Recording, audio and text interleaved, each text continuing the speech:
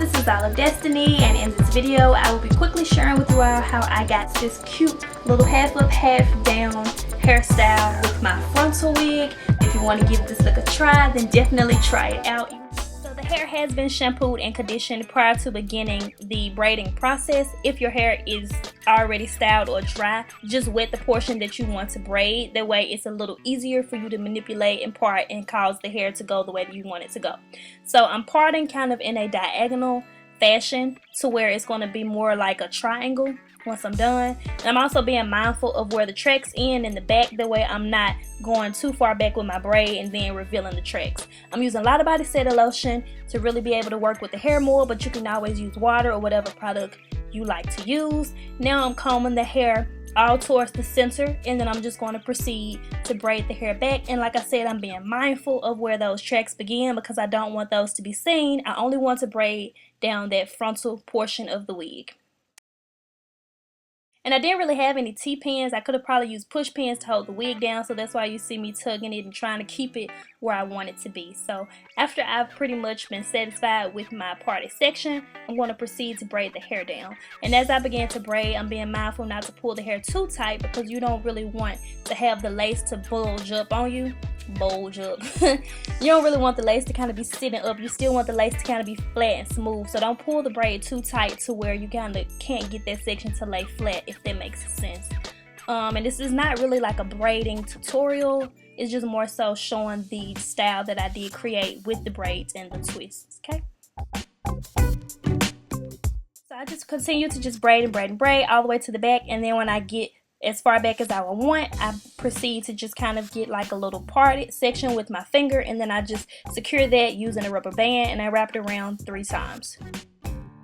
So for a little more oomph, you can stop there if you would like, but I'm going to proceed to just do a little small flat twist, that's what I call it, on both sides of the braids. And this parted section is not as large as the braided parted section, if that makes sense. It's kind of like maybe 1/3 of that size, I guess, if you want to get that technical about it. Then I go back in and use the lot of body again, and I just proceed to kind of twist and twist and twist. The way I do that, you kind of grip and twist, grip and twist, grip and twist, and then keep in mind where your tracks begin because you don't really want that to be seen when you pin the hair up in the top.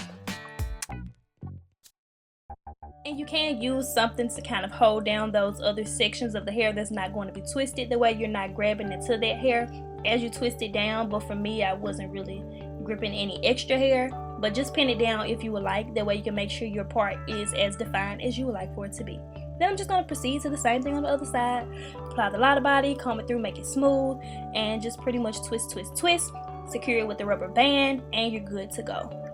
And the reason that I use the lot of body is just that while the hair is wet, it's easier to work with, and that way when it dries, it lays as flat as possible and it's not kind of sitting up on top of the lace. It's just kind of, see how it's like sitting in the hair really good? So yeah, I like to wet the hair and do it that way.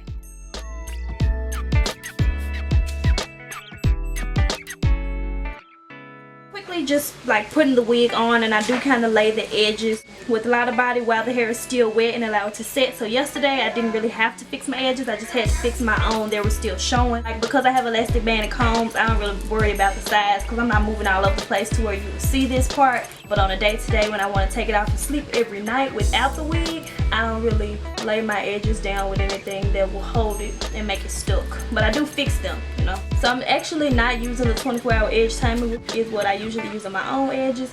I'm just using the Eco Styler gel to just lightly pull out the edges that I did make in this wig, and then I just kind of smooth that down using the toothbrush as well as my finger. I kind of press onto the very beginning of the lace, which I did leave out the edges when I did the twist.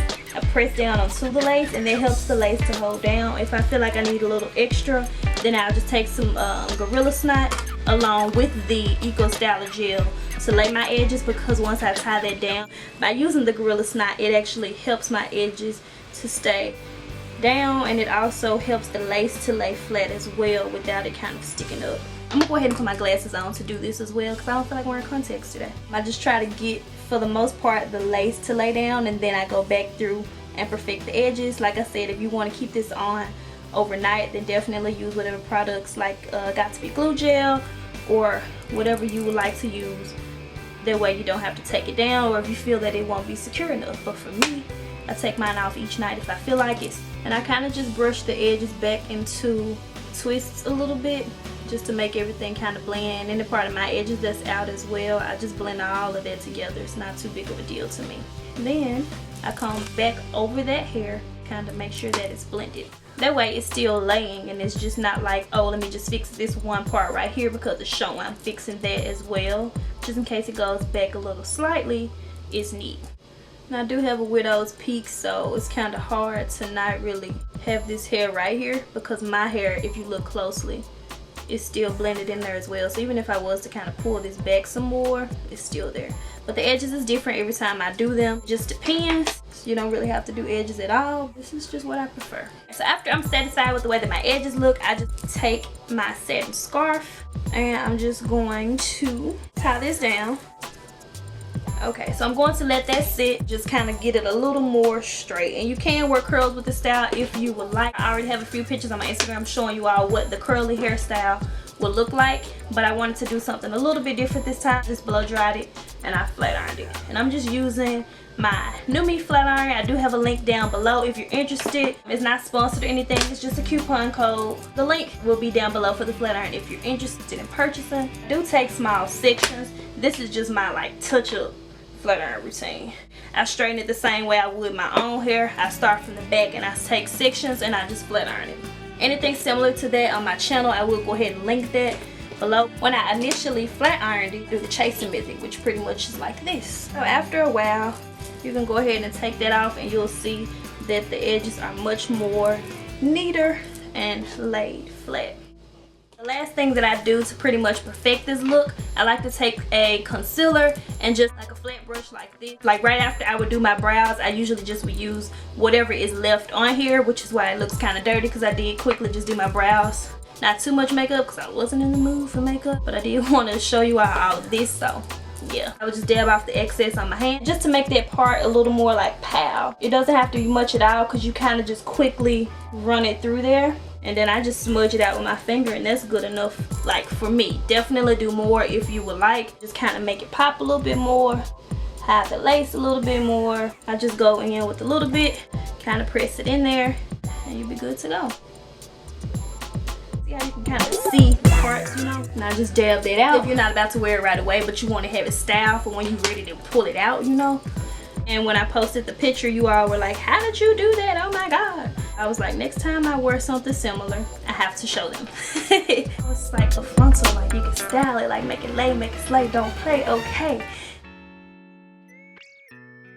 So yeah, that is pretty much how I got my hair into this fun little twist and braided with my frontal wig. I haven't secured down the sides of my wig. I only do that when I plan on maybe doing a style that kind of demands that I lay them. For example, if I was pulling this entire section up in the front, then obviously I would have to use something that's going to hold that lace. For this kind of style, I would just worry only about this part right here. That's all that's showing, so we good, okay? Questions or comments, be sure to leave all of that down below. And as always, I thank you all so much for watching. Bye!